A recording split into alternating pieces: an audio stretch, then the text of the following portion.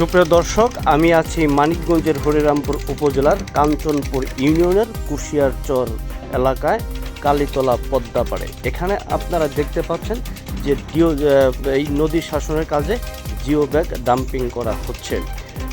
মানিকগঞ্জ 2 আসনের সংসদ সদস্য ইঞ্জিনিয়ার মইনুল ইসলাম খান শান্তর সার্বিক ব্যবস্থাপনায় এই আপৎকালীন 60 মিটার জিও ব্যাগ ডাম্পিংয়ের কাজ শুরু হয়েছে গত 2 দিন আগে। এর আগেও 120 মিটার জিও ব্যাগ ডাম্পিংয়ের সার্বিক ব্যবস্থা করেছিলেন এই মানিকগঞ্জ 2 আসনের সংসদ সদস্য ইঞ্জিনিয়ার মইনুল ইসলাম খান শান্ত। চলুন আমরা তাহলে দেখে আসি কিভাবে আসলে এই জিও ব্যাগ ডাম্পিং করে। আমি আপনাদের আরেকটু তথ্য জানিয়ে রাখি যে এই হরিরামপুর উপজেলার 13টি ইউনিয়নের মধ্যে অন্যতম ভাঙন কবলিত ইউনিয়ন এই কাঞ্চনপুর। এই কাঞ্চনপুর ইউনিয়নের 13টি মৌজার মধ্যে 12টি মৌজায় ইতিমধ্যে পদ্মায় বিলীন হয়ে গেছে এবং এখনও চলমান রয়েছে।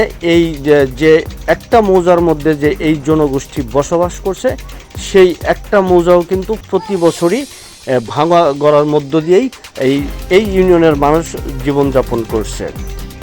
তবে জরুরি ভিত্তিতে জিও ব্যাগ ডাম্পিং করে সাময়িক কাজে লাগলেও এই অঞ্চলের মানুষের কিন্তু একটাই প্রাণের দাবি, সেটা হচ্ছে স্থায়ী বেড়িবাঁধ।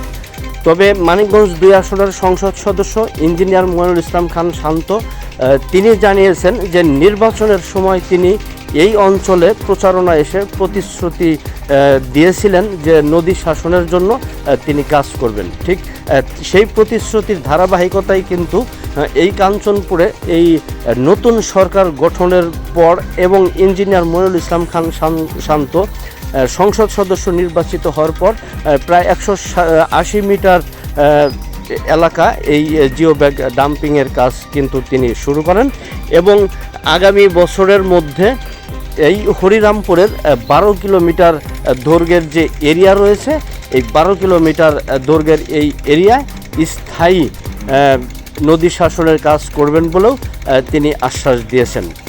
তো সবাই ভালো থাকবেন, সুস্থ থাকবেন এবং হৃদয় সামতি পেজের সাথেই থাকবেন।